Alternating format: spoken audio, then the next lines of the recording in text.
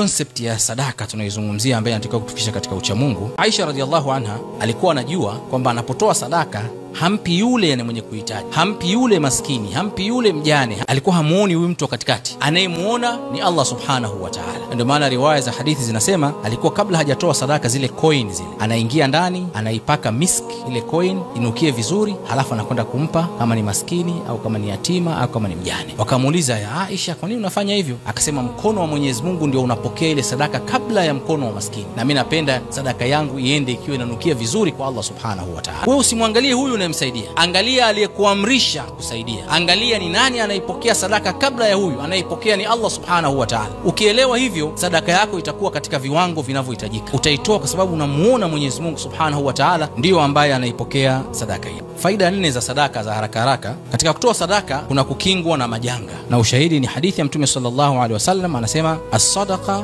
tasuddu 70 baban min su. Mtu anayetoa sadaka inamkinga na mabalaa milango 70 ya mabalaa. Hii ni hadithi sahihi ya Mtume sallallahu alaihi wasallam. Ukitoa sadaka milango 70 ilikuwa ikuingizie mabalaa, Allah subhanahu wa ta'ala anakukinga na milango hiyo 70. Lakini vile vile katika hadithi ya Umama radhiyallahu anhu, Mtume sallallahu alaihi wasallam anasema sanai'ul ma'ruf taqi masari'is su. Kutenda wema kwa watu kwa kutoa sadaka inamkinga mtu na mwisho mbaya. Wa sadaqati sitr au sir tutfi ghadabi rabb. Na sadaka ya mtu anayetoa kwa siri bila mtu yote kuelewa zaidi ya yeye na mtoaji, na sengine atampokeaji haelewi, inahafifisha hasira za Allah subhanahu wa ta'ala kwako wewe. Faida ya pili ni kufunguliwa milango ya riziki. Nyinyi wengi ni wafanya biashara kama nilivyoambiwa. Ukitaka biashara zako zifanikiwe, ufunguliwe katika riziki yako, uwe na fungu la sadaka katika biashara unayoifanya. Na hadithi ya Mtume sallallahu alaihi wasallam anasema thalathatun uqsimu alayhinna, mambo matatu na yaapia mambo hayo matatu. Wa uhadithukum hadithan fahfadhu, na nawaelezea maelezo haya naombeni myahifadhi. Sio mimi nasema, Mtume sallallahu alaihi wasallam anawaambia maswahaba na anatuambia sisi, ma naqasa malun abdi min sadaqa.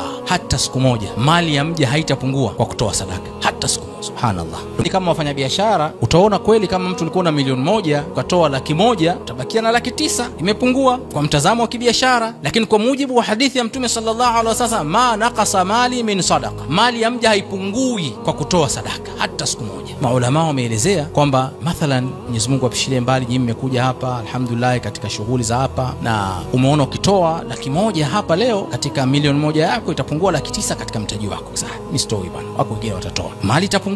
Lakini umetoka na gari yako, unaingia tu barabarani pale, ajali, umepeleka gari yako garage, unatakiwa milioni 2.5 matengenezo tu. Wao umebakhilia 100,000, umekwenda kutoa milioni 2.5. Lakini lao ungetoa 100,000 ile kwa ikhlas kabisa kwa ajili ya Allah subhanahu wa ta'ala, katika milango 70 ya shari ambayo imefungwa, hii ajali ilikuwa ishafungwa.